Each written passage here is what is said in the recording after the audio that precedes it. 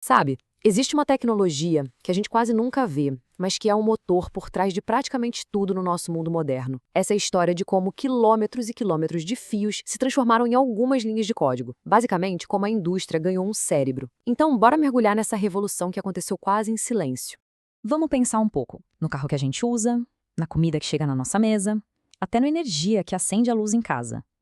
Por trás da produção de tudo isso, tem um cérebro eletrônico ali, quietinho, tomando decisões em questão de milissegundos. E esse cérebro oculto, bom, ele tem um nome. Antes de existir a programação como a gente conhece, as máquinas eram literalmente amarradas com fios. A automação era um verdadeiro labirinto de relés e cabos. Mudar qualquer coisinha era um pesadelo de engenharia. O que aconteceu foi uma virada de chave gigantesca. A gente saiu desse caos do hardware para a elegância e a flexibilidade do software.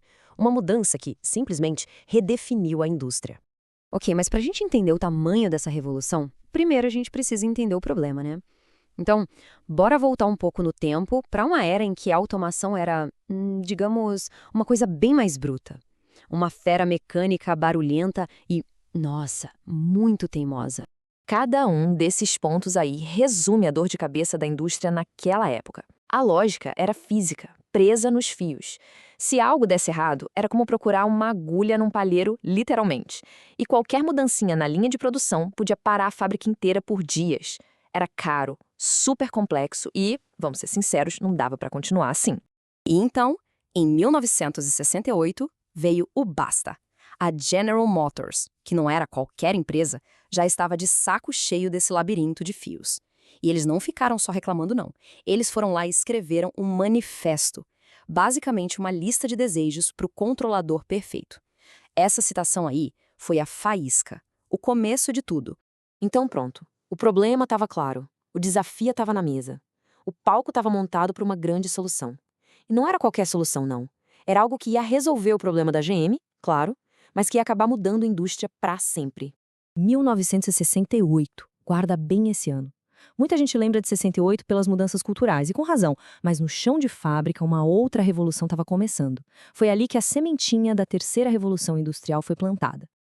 E aqui está ele, o herói da nossa história, o Modicon 084. Ele foi a resposta que a GM estava esperando, criado por um engenheiro chamado Dick Morley. E o nome 084 é curioso, né? Veio do número do projeto, o projeto 84 da empresa dele, a Modicon. Esse foi o primeiríssimo controlador lógico programável, o nosso famoso CLP. Foi ele que provou que a inteligência podia estar no software e não naquele monte de fio. Tá, mas, afinal, o que é um CLP? Existe uma definição técnica oficial e tudo mais, mas, para simplificar, pensa assim, é como um computador de guerra, super robusto. Ele foi feito para aguentar o tranco do ambiente de fábrica, calor, poeira, vibração, tudo.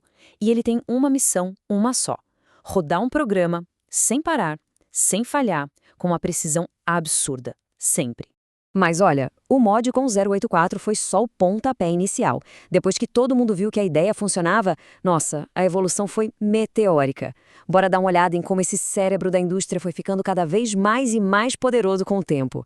Chegaram os anos 70 e com eles o microprocessador. De repente, o CLP ganhou um cérebro de silício, ficou muito mais rápido, muito menor. Aí nos anos 80 ele aprendeu a conversar. Começou a se conectar em redes, a falar com outros CLPs. Imagina, as máquinas começaram a trabalhar em equipe. E hoje? Hoje a história é outra. O CLP não vive mais isolado lá na fábrica. Ele está conectado na internet, manda dados para a nuvem. Virou uma peça-chave do que a gente chama de indústria 4.0. Legal. A gente já viu a história, a evolução, mas agora vamos dar uma espiada por dentro. Como é que esse cérebro funciona? O que faz dele uma máquina tão confiável? O grande segredo do CLP é que ele é modular. É tipo um Lego. Pensa comigo. A fonte de alimentação é o coração, que bombeia a energia para tudo funcionar direitinho. A CPU é o cérebro, claro. É ela que pensa, que executa o programa. A memória é onde fica todo o conhecimento, as instruções do que fazer. E aí vem a parte que conecta tudo isso com o mundo real, as interfaces de entrada e saída. Elas são os sentidos e os músculos. Elas leem o que os sensores dizem e mandam os motores se mexerem. É a ponte entre o digital e o físico. Então, para a gente fechar o raciocínio e colocar tudo em perspectiva, o CLP foi, sem dúvida, o grande motor da indústria 3.0, sabe? Aquela da automação, da eletrônica. Foi ele que deu às máquinas a habilidade de seguir ordens complexas. E o mais incrível é que ele não ficou para trás, pelo contrário, ele evoluiu. Hoje, ele é peça fundamental da indústria 4.0, coletando e enviando todos aqueles dados que fazem as fábricas inteligentes funcionarem. E a gente termina com uma provocação. Pensa só.